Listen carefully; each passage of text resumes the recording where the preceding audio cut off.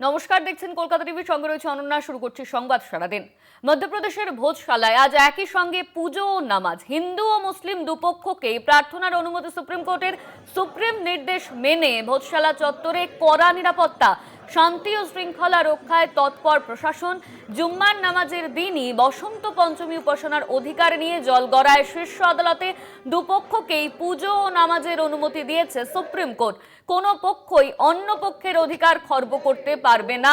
মামলার রায়ে জানায় সুপ্রিম কোর্ট, প্রার্থনার সময়সূচি প্রশাসনিক তত্ত্বাবধানে দুপুর 1টা থেকে বিকেল 3টে পর্যন্ত নামাজের সময় বেঁধে দিয়েছে সুপ্রিম কোর্ট। দুপক্ষকেই প্রার্থনার অনুমতি দিয়েছে সুপ্রিম কোর্ট। কেউ কারোর প্রার্থনার যাতে খর্ব না করে, এই বিষয়টির কথা সুপ্রিম কোর্টের তরফে বলা হয়েছে। কোনো পক্ষই অন্য পক্ষের অধিকার খর্ব করতে পারে না। শান্তি ও শৃঙ্খলা নিয়েও বার্তা দেওয়া হয়েছে। ভোজশালায় আজ একই সঙ্গে পুজো ও নামাজ। ইতিমধ্যেই সুপ্রিম কোর্ট এই বিষয়টি উল্লেখ করেছে। আমাদের সঙ্গে ফোন লাইনে রয়েছেন আমাদের প্রতিনিধি অঙ্কুর ভট্টাচার্য। অঙ্কুরদা, ভোজশালায় একই সঙ্গে পুজো ও নামাজ, কি রায় দিল সুপ্রিম কোর্ট, কি জানা যাচ্ছে এই নিয়ে? দেখো, গত 2রা জানুয়ারি এই বিষয়ে একটি মামলা দায়ের হয়েছিল যে মধ্যপ্রদেশের ধার জেলার যে ভোজশালা কমল মৌলা মসজিদ রয়েছে, সেইখানে হিন্দুদের যে বাগদেবীর আরাধনা হয়, সরস্বতী পুজো হয়, সারাদিন ধরে সেই সরস্বতী পুজো করার অনুমতি দিতে হবে।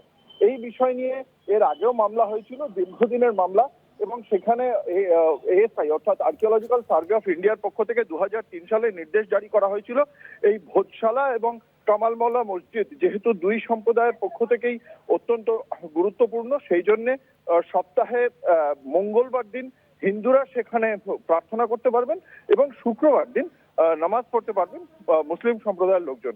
এভাবেই চলছিল, কিন্তু এবার এর আগে 2006, 2013 সালেও একই ঘটনা ঘটেছিল।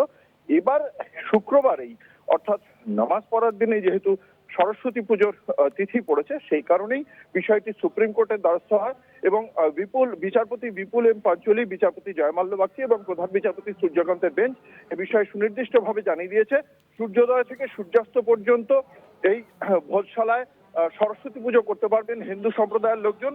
দুপুর 1টা থেকে 3টে নামাজ পড়তে পারবেন মুসলিম সম্প্রদায়ের লোকজন, কিন্তু যারা নামাজ পড়বেন তাদের নাম আগে থেকে নথিভুক্ত করতে হবে প্রশাসনের কাছে। এবং ইতিমধ্যেই এই কারণে প্রায় 8000 পুলিশ, যার মধ্যে সিআরপিএফ এবং র্যাপিড অ্যাকশন ফোর্সও রয়েছে, তারা রয়েছেন সেখানে।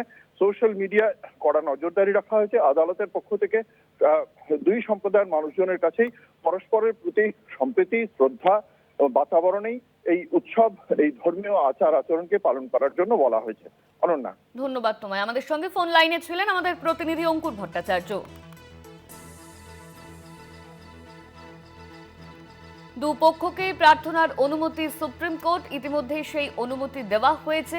সুপ্রিম নির্দেশে ভোজশালায় কড়া নিরাপত্তা ব্যবস্থা রাখা হয়েছে। একসঙ্গে নামাজ এবং আরেকদিকে সরস্বতী পুজো দুটোই করা যাবে। শান্তি ও শৃঙ্খলা রক্ষায় তৎপর প্রশাসন। ভোজশালায় একই সঙ্গে পুজো ও নামাজ।